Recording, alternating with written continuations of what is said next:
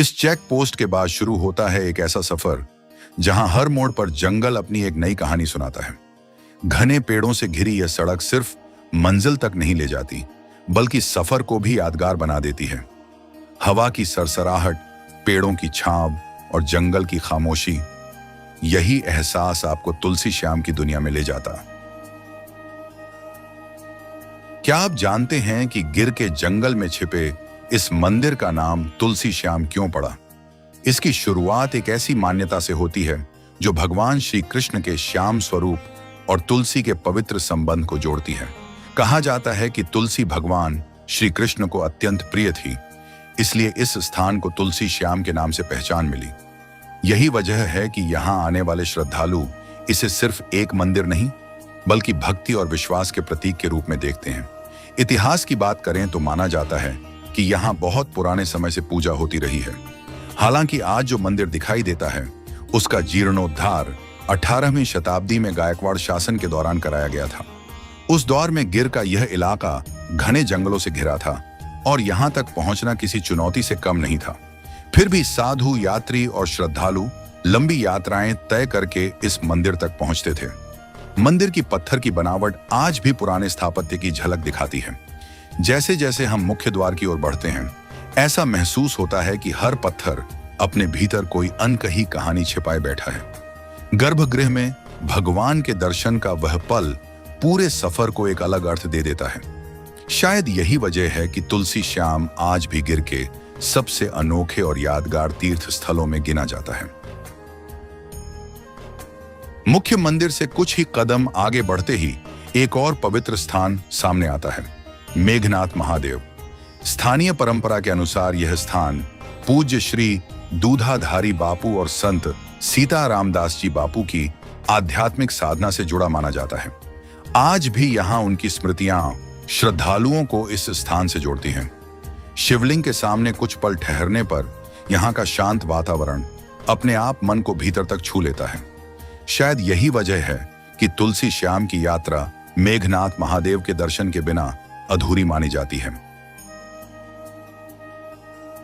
लेकिन एक सवाल आज भी हर यात्री के मन में आता है, जब नीचे तुलसी श्याम का मुख्य मंदिर है तो मां रुक्मणी का मंदिर इस ऊंची पहाड़ी पर क्यों बनाया गया? इसी सवाल का जवाब खोजने के लिए लोग इन पत्थर की सीढ़ियों को चढ़ते हुए ऊपर तक पहुंचते हैं। हर कदम के साथ नीचे का पूरा तुलसी श्याम धाम धीरे धीरे छोटा दिखाई देने लगता है, लेकिन इस पहाड़ी की कहानी और भी बड़ी होती जाती है। स्थानीय मान्यता के अनुसार यह स्थान भगवान श्री कृष्ण और माता रुक्मणी की पवित्र स्मृति से जुड़ा माना जाता है। रुक्मणी को माता लक्ष्मी का अवतार माना जाता है, इसलिए इस मंदिर का धार्मिक महत्व भी विशेष माना जाता है। वर्षों से यहाँ आने वाले श्रद्धालु एक परंपरा निभाते हैं। पहले नीचे श्याम के दर्शन और फिर इस पहाड़ी पर चढ़कर रुक्मणी माता का आशीर्वाद। जैसे ही आखिरी सीढ़ी पूरी होती है, सामने खुलता है एक ऐसा दृश्य जो पूरे सफर की सबसे बड़ी सौगात बन जाता है। नीचे बसा पूरा तुलसी श्याम मंदिर, दूर दूर तक फैले गिर के जंगल और पहाड़ों की अनगिनत परतें। ऐसा लगता है मानो यह दृश्य सिर्फ देखने के लिए नहीं, बल्कि हमेशा के लिए याद रखने के लिए बना हो।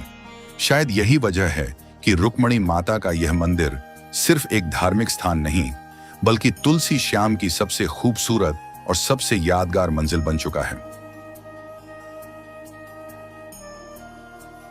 क्या आप यकीन करेंगे कि गिर के जंगल के बीच ऐसा कुंड मौजूद है जहां पानी साल भर अपने आप गर्म रहता है?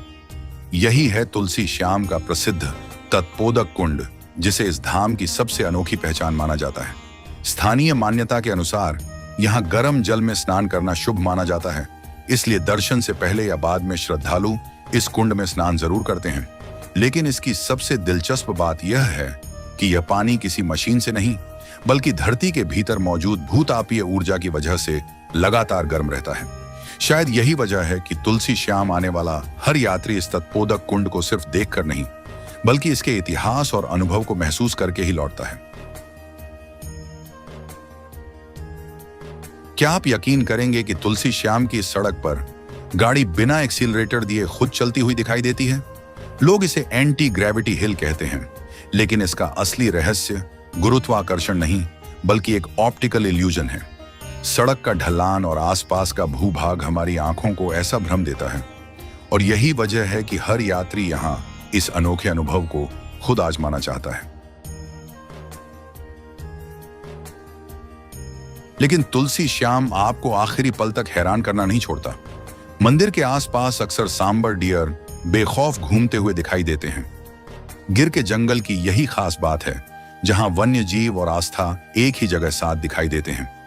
सफर खत्म करने से पहले स्नैक देखना भी अपने आप में एक अलग अनुभव है। शायद किसी जगह को यादगार सिर्फ उसके मंदिर नहीं बनाते, बल्कि ऐसे छोटे छोटे पल उसे हमेशा के लिए यादों में बसा देते हैं। अगर आपको तुलसी श्याम का यह सफर पसंद आया हो तो एएसएम वॉन्डरर्स के साथ जुड़े रहिए, क्योंकि अगली मंजिल भी गिर के दिल से ही निकलने वाली है।